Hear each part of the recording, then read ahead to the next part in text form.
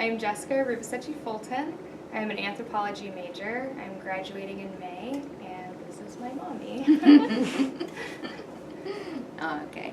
My name is Brenda Rivosecchi. I'm in anthropology and I have a minor in psychology.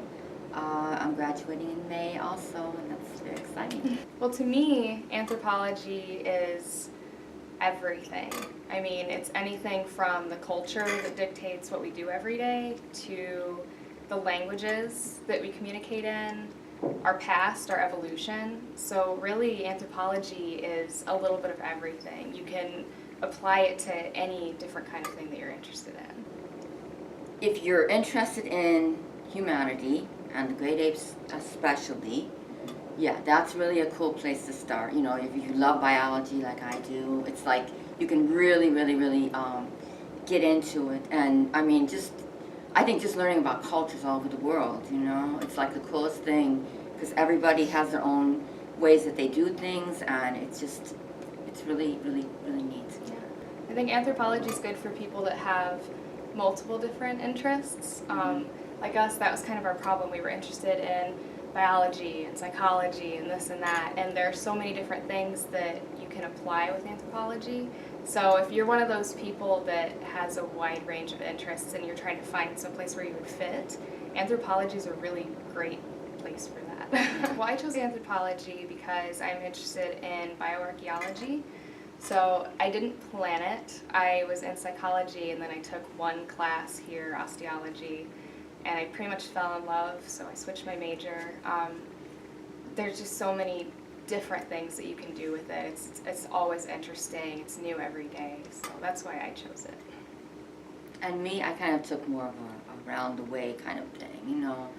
When I was 14, I got really interested in archaeology, and so that was really cool. And then, like I said, through most of my life, I was in the sciences. I love science. So, and here, it's like I took bioanthropology, and that was my way in because I thought, yes. I was, well, officially the first one, though she was taking a couple classes in it, but she hadn't switched her major yet. She hadn't decided. Yeah. But we were both kind of discovering it at the same time, but I think I kind of took the plunge first. Yeah, I was still holding on to psychology. Yeah. But now we both have minors in psych as well, so. Yeah, well, we're really close, so, yeah. And we like a lot of the same things, you know, so it was like a natural thing for us. It's like, yeah, we already just hang out a lot, and we're already like we have, best you know, friends, good study. Yeah, we can study with each other really nice and no stress. Yeah. We usually always sit together, and people, like, at first they're like, hey, you guys look alike. And then they, like, hear the last name during roll call, and they're like, oh.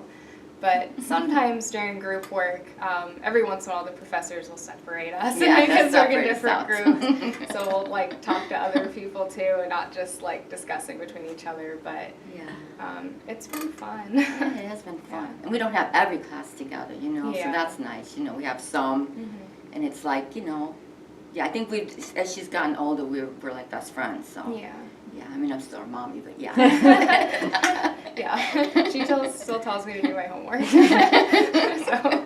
She tells me to do mine, too. Yeah, it's kind of like mutual nagging, so. So I actually came here kind of on a whim. We decided to just take a tour, and I really loved it, and so did she, so.